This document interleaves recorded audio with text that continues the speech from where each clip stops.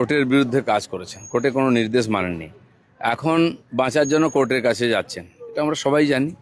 কোনো ব্যাপারে সাময়িক কোনো হয়তো কোর্ট একটুখানি দিতে পারে সুবিধা, কিন্তু তার মানে এই নয় যে কোর্টের তদন্তে আপনি বাধা দেবেন, আইনের তদন্তে বাধা দেবেন আর তারপরে কোর্ট আপনাকে বাঁচাবে, এটা হয় না।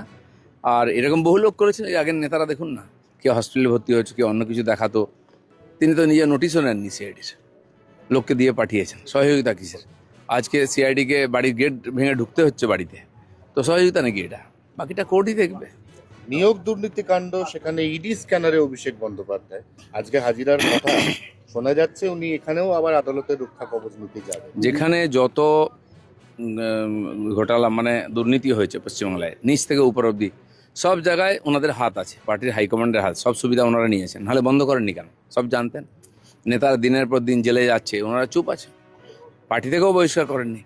তো সেই জন্য সমর্থন তো ছিলই সব জায়গায়, যেমন যেমন তথ্য আসবে আইন সেরকমভাবে এগোবে। মেসির ভাই আজকে আজকে তার রক্ষা কবচ বা তার সময়সীমা দুটো একসঙ্গে শেষ হয়ে যাচ্ছে। কারণ মেসির ভাই অরূপ বিশ্বাস, ঠিক আছে, ছবি বিশ্বাস, তার আজকে মেয়াদ শেষ হয়ে যাচ্ছে। আজকে যদি তিনি না যান, তিনবার তিনি হাজিরা এড়িয়েছেন, তিনি না যান, দেখুন, একজন নেতাকে নিয়ে আলোচনা করতে গেলে দিন কেটে যাবে।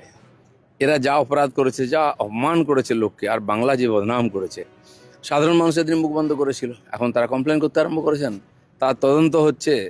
আর বাকি কিভাবে ডিমের দাম বাড়ছে আপনারা দেখছেন। আর এটা চিন্তার বিষয় আছে, কমপক্ষে মানুষ ক্ষোভটা ডিমের উপর দিয়ে দাঁড়াচ্ছে। যদি ইট পাটকেল নিত, ইটের দাম বেড়ে যেত।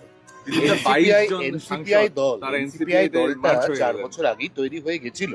তার মানে যারা আজকে 22 জন এই দল ছাড়লো, তার মানে তারা আগে থেকে তাদের ব্যাকআপ ঠিক করেই রেখেছিল। কাদের নিয়ে বসবাস করছিলেন মমতা ব্যানার্জি? পশ্চিমবাংলায় যে যা করছিল খালি বাধ্য হয়ে করছে, দুজন ছাড়া। এখন বোঝা যাচ্ছে সবাই বাগী হয়ে যাচ্ছে, পুলিশ প্রশাসন সবাইকে চেপে রাখা হয়। সাধারণ মানুষ, পার্টির কর্মীরাও ওখানে স্লেভের মতো ব্যবহার করতে পারছেন, দাসের মতো। তারা বলেছে থ্রেট কালচার, থ্রেট তো সবচেয়ে বেশি কালচার টিএমসিতে ছিল, থ্রেটের সামনে ছিল। এখন ছিল কি ছিল না জানি না, কিন্তু যারা থ্রেটের সঙ্গে থেকে দুর্নীতি করে তারা তো ছাড়া পাবে না। বাকি তাদের অধিকার আছে, জনগণ তাদের জিতিয়েছে, তারা স্বাধীনভাবে রাজনীতি করুন, পার্টি করুন, সেই অধিকার আমাদের সংবিধান দিয়েছে সবাইকে। ভারতবর্ষের রাজনীতির ইতিহাসে জাহাঙ্গীর খান হচ্ছেন একমাত্র প্রার্থী যিনি ভোটের পর, ফল ঘোষণার পর প্রতিদিন রোড শো করছেন। তিনি কোমরে দড়ি পরে নিচ্ছেন, হাতটা জোর করে নিচ্ছেন, মাঝে মাঝে কানও ধরছেন। এর মধ্যে তার বিড়ম্বনা আরো বাড়লো, কারণ জেপি নাড্ডার ওই যে কনভয় 2020 সালের ডিসেম্বর মাসের 10 তারিখ, যার আপনি প্রত্যক্ষদর্শী, সেই মামলাতে জাহাঙ্গীর খানের নাম ছিল। তিনি তখন গ্রেপ্তারও হয়েছিলেন একদিনের জন্য, তিনি জামিন পেয়ে গেছিলেন। কেসটা রিওপেন হচ্ছে। এরকম বহু কেস আছে, রিওপেন হবে। কারণ ওই দিন যে ধরনের ভয়ঙ্কর আক্রমণ হয়েছিল, আমিও মাননীয় নাড্ডাজির গাড়িতেই ছিলাম। ওটা যদি বুলেট প্রুফ গাড়ি না হতো তো বাঁচা মুশকিল ছিল আমাদের। 2000 লোক ঘিরে, তার থেকে ইট পাটকেল ডান্ডা দিয়ে মারছে, তার মাঝখানে কতগুলো গাড়ি ভাঙলো। তো এরা আমরা দেখতাম সাধারণ মানুষের যেন আইনের উপর থেকে ভরসায় উঠে গেছিলো, পুলিশের উপর থেকে ভরসায় উঠে গেছিলো। কমপক্ষে সেটা ফিরিয়ে আনা হোক। দিলীপদা, বৈদ্যনাথ ঘোষ দস্তিদার, কাকলি ঘোষ দস্তিদারের ছেলে, তিনি মমতা ব্যানার্জির দেওয়া বিয়েবাড়ির উপহারটা পর্যন্ত পাঠিয়ে দিচ্ছেন। এ কি অবস্থা ভাবুন। দেখুন, সেই প্রাইজ রিহার্স গ্যাং হয়েছিল একবার, আমরা দেখেছিলাম। নেওয়ার সময় নিয়ে নেন, আবার নাটক করে ফেরত দেন। তখন নিয়েছিলেন কেন? যদি ওনার প্রতি এত আপনাদের ছিল, ঘৃণা ছিল, নেওয়া উচিত হয়নি? তাদের পদ, তাদের টিকিট, তাদের পয়সা সব নিয়ে মান সম্মান কামিয়েছে। আজকে যারা প্রতিবাদ করছেন, তো সে অধিকার আছে আপনাদের বেরিয়ে আসার করার, কিন্তু এই ধরনের ড্রামা করা কি মনে হয়? কুণাল ঘোষ বলেছেন সুদীপ বন্দ্যোপাধ্যায় নিজে পরচুলা পরেন আর তার বউ হচ্ছে চলতি ফিরতি বিউটি পার্লার।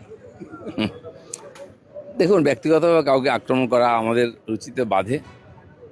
আমিও অনেককে বলেছি যখন তারা আমাকে অ্যাটাক করেছে। আজকে পার্টির মধ্যে ওদের এই ধরনের চুলটানাটানি হচ্ছে, আমি জানি না কোথায় অবধি যাবে এটা। পার্টির কালচারটাই সামনে আসে, হতাশায় লোকে অনেক কিছু বলছেন, করছেন। আমাদের কর্মীদের মেরে ঝুলিয়ে দেওয়া হতো, তৎকালীন টিএমসির নেতারা ববি হাকিম, কুণাল ঘোষরা বলতেন বিজেপি লোকের হতাশায় সুসাইড করছে। আজ হতাশা কাকে বলে দেখুন। তৃণমূলের অন্দরের বৈঠক, আমি জানি আপনি অন্দরের বৈঠক নিয়ে কথা বলবেন না, তবু অভিষেক বন্দ্যোপাধ্যায় আর কুণাল ঘোষের মধ্যে বারবার ঝগড়া লেগে যাচ্ছে। আমি জানি না কেন ঝগড়া হচ্ছে, কার সঙ্গে ঝগড়া। দুজনেই মহামন্ত্রী। আমরা এর আগে পার্থবাবু কুণালবাবুর ঝগড়াও দেখেছি, কল্যাণবাবুর সঙ্গে অন্যান্যদের এমপিদের সঙ্গে ঝগড়া দেখেছি। এটাই বোধহয় ওই পার্টির কালচার, ঝগড়া করা, গালাগালি করা, মুখে যা আসে যাকে ইচ্ছা বলে দেওয়া।